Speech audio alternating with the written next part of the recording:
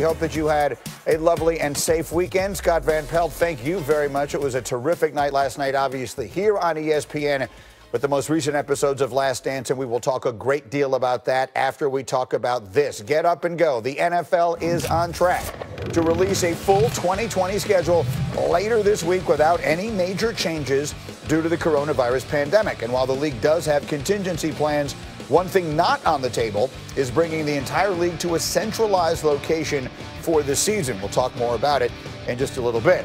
Elsewhere, the Bears decline the fifth-year option on Mitchell Trubisky for the 2021 season. The former number 2 overall pick is expected to compete with Nick Foles for the starting quarterback job in Chicago this year. This is important. The Korean Baseball Organization is set to begin its full regular season schedule tomorrow, playing games without fans. Jeff Passan will have more in this hour on what it could mean for Major League Baseball in its attempt to return. And the Cowboys made a surprise signing over the weekend, agreeing to terms with free agent quarterback Andy Dalton. It's 1 year, it's $3 million, could be worth up to $7 million with incentives. Dalton expected to back up Dak Prescott, who by now you certainly know got the franchise tag back in March. And if you're wondering the degree to which this is a competition, well, if you just look at last season's numbers, they aren't particularly close. Dak Prescott had the 4th highest total QBR in the league. Dalton was in the bottom 5 in both QBR and completion percentage, but sometimes those numbers can be a touch deceiving. Here's my man, Jeff Darlington, with the very latest this morning. Jeff, what does this signing of Andy Dalton tell us about where the Cowboys stand with Dak Prescott? Not much, Greeny. Look, we cannot ignore the overshadowing kind of message, the tone that this gives to the Dak Prescott situation, but we need to try at least to treat these two things as separate. Andy Dalton coming to the Cowboys for $3 million, essentially. That's a deal for a backup of his stature, so something that Dallas ultimately couldn't pass up. They're getting a hometown discount on Dalton, a guy who basically just wants to go back to Dallas while he assesses everything and then comes back into free agency next year without the current restrictions on the NFL and on him to try to get with another team. So by all means, we understand from Dak Prescott's standpoint that signing any quarterback looks a little bit fishy, but now the Cowboys have a backup that's not Cooper Rush, who's thrown 3 pass attempts in his NFL career. They have a legitimate guy. Certainly, though, I understand why people tie this to Dak Prescott's negotiations. Of course, and because part of it is that Dak is not taking part in whatever constitutes the virtual portion of the offseason program this year. And let's make sure we explain to everybody that until Dak signs the franchise tag, the Cowboys and Jerry Jones can still rescind it. What would that leave then? Well, it'll leave a situation where the Cowboys would have to go to Dalton. They're not going to rescind this tag at this point. They want to get this done. By all means, I understand why everybody seems frustrated by this. But for me, it's always been about the deadline. It's always been about midsummer getting to the point where they can get this tied up by July 15th. If they don't have a deadline, to me, I don't think it gets done. Ultimately, though, I think that with that July 15th deadline, Dak Prescott signs a long-term deal on the final day that guys who are franchise tagged can do so. Again, to be clear, though, the Cowboys, while very unlikely, in theory, could threaten to rescind the franchise tag, which would leave Dak Prescott, a guy who's never made anywhere near the kind of money that it would pay, in a position where he might be in a strange spot, with every other team basically having made their quarterback decisions. Yes, so I guess the point I'm trying to get at here is less the likelihood of it happening than its value in some sort of negotiation. Right. No doubt about it. And by the way, like I said, Andy Dalton coming to them at a steal, a bargain. Certainly, the Cowboys want to make clear this has nothing to do with Dak. But again, we can all see sort of what that means. Jerry Jones going into the season with Andy Dalton potentially as a starter is a lot different than going into it with Cooper Rush, who I'm guessing for a lot of people are saying, who's Cooper Rush? That's the first time I've ever heard that name in my life. Yes, and with the signing of Dalton, it's probably the last. All right, Jeff, thank you very much. Well done. We'll get more from you as we continue. Let me get my guys in here this morning. Dan Orlovsky and Marcus Spears are ready to go. And Dan, the second I saw this on Saturday night, I called you because I find this just a fascinating move. How do you read it? Well, it's a really smart move by the Cowboys. It would have been a smart move by any contending football team that sees, hey, we're a playoff caliber football team, and if our backup has to play one game and win us one game, it's going to be worth whatever amount of money we choose to pay him. But this is also a chess move.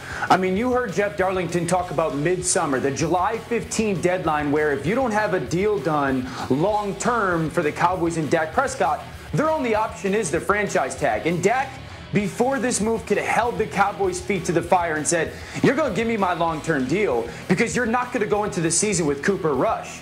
Well, now Jerry Jones has certainly gained some power back because I promise you, Jerry Jones doesn't fear going into the season with Andy Dalton. If you look at Andy Dalton in his first 4 years compared to Dak's first 4 years, they're pretty comparable players. If you look at Andy Dalton since 2015, excluding last year because that team stunk and they were kind of in rebuilding mode with new head coach, Andy Dalton's played some good football over the last 4 years. Winning football. He can go into the Cowboys and win 9 or 10 games with that football team. So now Jerry Jones and the Cowboys have gained some leverage back, and they don't fear July 15 anymore if they have to go into the season with Andy Dalton. Marcus Spears is a former Cowboy, and you make your home there in Dallas. How's this playing? It brings me to my point, G. Listen, this is for sheer non-overreaction, which I would love to right now because you know I'm a little bit perplexed with this situation. So Andy Dalton makes a choice to be a backup when there are a couple jobs that we can think of right off the bat that he potentially could have went in and been a starter. Maybe New England, maybe Jacksonville. That being out the way. Andy Dalton brought in while Dak Prescott has been in a contract situation, whatever, I don't even know what the hell to call it, G, with the Dallas Cowboys for this period of time. Now, obviously, it's insurance. You think about it, it's a prenup. It's like marriage. It's a prenup. Like, we are going to protect ourselves against the possible divorce or the possible split. And this is what this is about. So for the sake of the going crazy like I wanted to, let me just say this, G. And Dan is talking about the backup role, and I agree, and you have obviously insurance.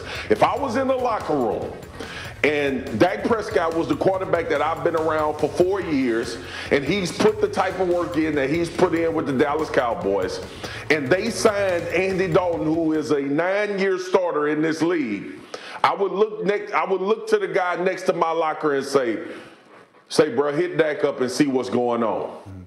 That would be my initial reaction.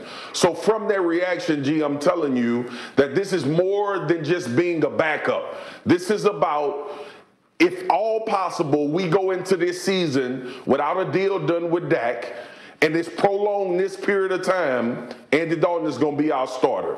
That's what this is about. Yeah. Dan, you used the word insurance policy. I just have a moment here, but I guess it could be an insurance policy times two. It's an insurance policy during the season in case of injury, and it's an insurance policy between now and whenever time it is that Dak signs the contract in case it never gets done.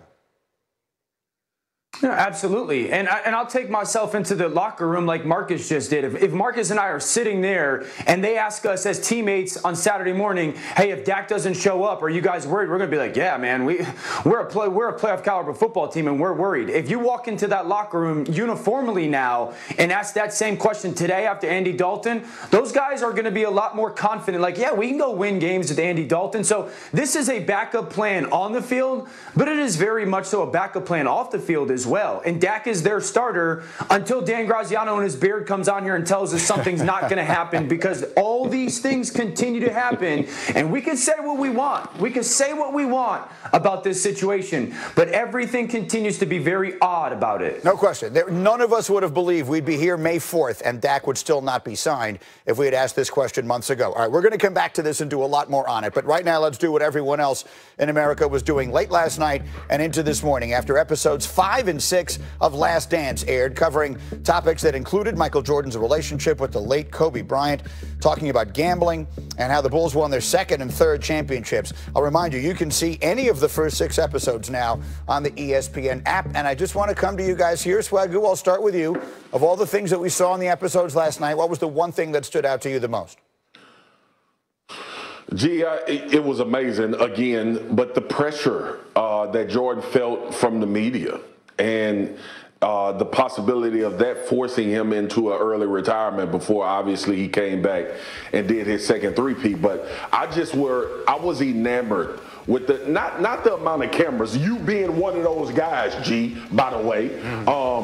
I was just amazed at him talking about I got to get away from this. I've been knocked off the pedestal. People are starting to talk about kinks in my armor.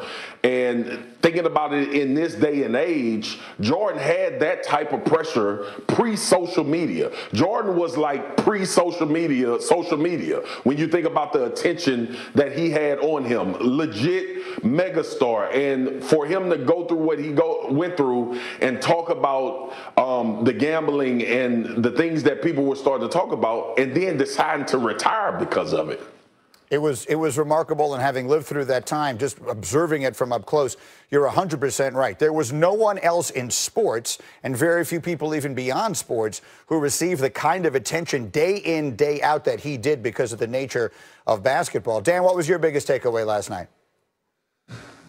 The chase, Greeny. The chase by Michael. Like, Michael Jordan had such a creative mind with ways to find his own motivation, to just go try and take people's souls. It's like, oh, you know a guy who knows a guy who knows a guy who thinks that guy's a good basketball player? All right, now that is, enemy number one. I'm going to go try and whoop him tonight. I mean, Dan Marley did nothing wrong to Michael Jordan, but he just wanted to whoop him because the general manager thought he was a good basketball player. Like, all these people that, it was like Steve Buscemi's list. Like, all these people that Jordan had on his list that he was going to try and knock off, man. Just activity with the motivation. And we just get to, on Sunday nights, sit there and listen to Michael Jordan narrate his destroying of people for reasons that just because they know somebody who thought they were a good basketball player. So just the motivation was my favorite part from last night. Yeah, it was remarkable. All of that was great. And the other piece of it I would add is that episode 5 last night was dedicated to Kobe Bryant, and it certainly felt different watching it now.